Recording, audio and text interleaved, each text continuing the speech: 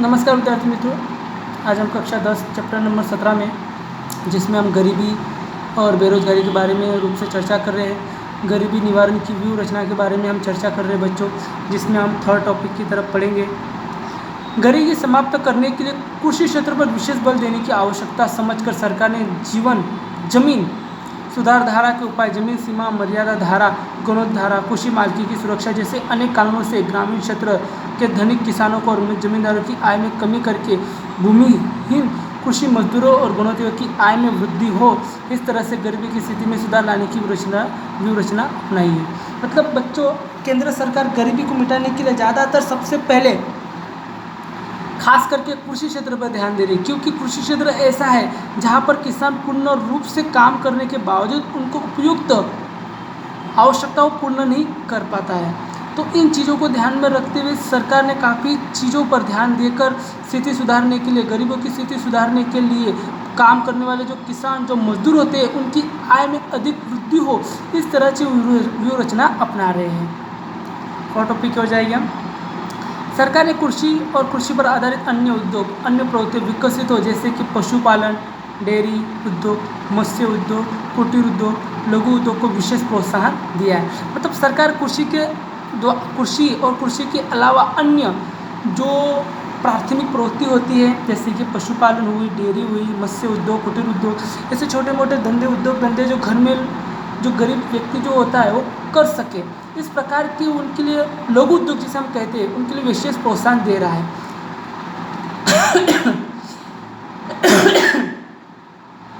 स्वावलंबन क्षेत्रों में यंत्रों का कम उपयोग, ऐसे में धंधे उद्योगों में रोजगारी बढ़े, परंपरागत व्यवसाय, हस्तकला और कुटीर उद्योग के लिए प्रोत्साहन नीतियों घोषित करके आर्थिक सहायता दी है। कुछ गृह उद्योगों को कानून से आरक्षित रखे, जिससे ग्रामीण क्षेत्रों में रोजगारी से आर्थिक अवसर सर्जित हुए। कुछ गृह उद्योग को क्या किया गया है, आरक्षित किया गया है, जिसकी वजह से ग्रामीण क्षेत्रों में रोजगारी मिले और उनकी आर्थिक स्थिति में सुधार हो।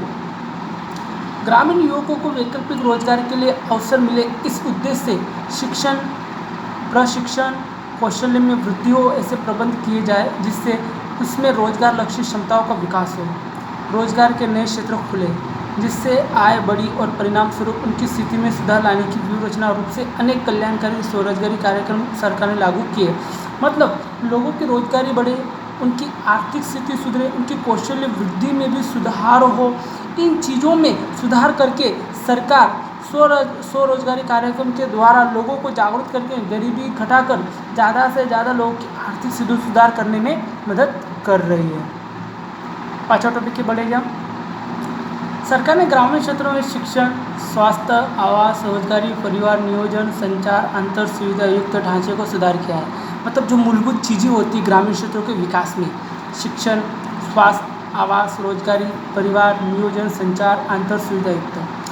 सिंचाई, सड़क, फसल संरक्षण, कौशल्य प्रशिक्षण क्षेत्र, कृषि क्षेत्र में सुधार किए, फसल की विविध प्रजातियाँ विकसित की है, बीज, खाद, ट्रैक्टर की सुविधा के लिए सस्ते बैंक लोन उपलब्ध करवाकर ग्रामोद्धार के अंतर्गत अनेक महत्वाकांक्षी कदम उठाए हैं। स्थानीय स्तर पर युवकों के लिए रोजगारी के लिए क्षेत्र खुले, जिससे शहरों की तरफ स्थानांतर घटे और शहरों की जनसंख्या पर भार घटे। मतलब ज़्यादा से ज़्यादा गाँव में लोगों की आर्थिक स्थिति में सुधार करने के लिए सरकार ने महत्वाकांक्षी कदम उठाए, जिसके कारण जो लोग रोजगारी के लिए या आर्थिक वृद्धि के लिए, कि आर्थिक स्थिति सुधार करने के लिए जो शहर की ओर बढ़ते हैं जो लोग, वो न जा सके, जिसमें शहरों में जनसंख्या का भार घटे। बच्चों, ग्रामीण या नगर स्तर पर विद्यालयों में माध्यमिक तथा उच्च माध्यमिक विद्यालय के नज़दीक के अंतर पर कॉलेज शुरू करके टेक्निकल और व्यवसाय लक्षी पाठ्यक्रमों और प्रशिक्षण केंद्रों की सुविधाएँ खड़ी की है। मतलब अभी गाँव में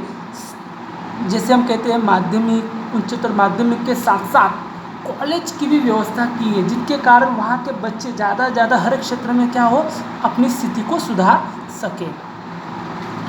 युवक युवतियाँ की उच्च शिक्षण को पूरा करने तक आर्थिक सहयोग के रूप में स्कॉलरशिप, फीस माफी सुविधा, आश्रमशालाओं, कन्या शिक्षण के लिए आर्थिक सहायता द्वारा प्रोत्साहन जैसे अनेक कदम उठाए। मतलब सरकार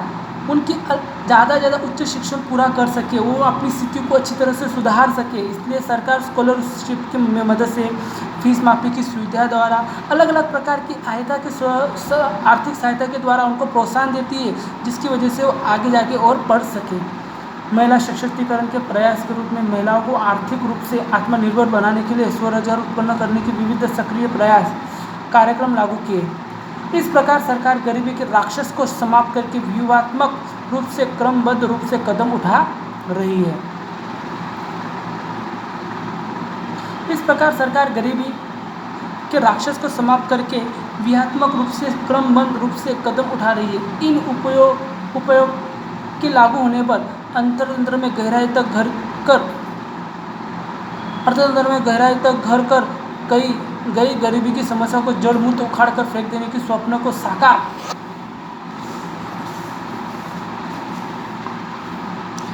करने में विश्व बैंक ने 2030 तक विश्व में गरीबी का निर्मूलन करने के लिए विजन को मिशन रूप से पूर्ण करने में भारत को अभी भी कई मंजिलों तक कड़े कदम उठाने पड़ेंगे। मतलब भारत को अगर गरीबी मिटानी है तो इस चीज़ में खास करके महत्वाकांक्षी व्यूह रचना के द्वारा ही हम इसे संभव कर सकते हैं बच्चों।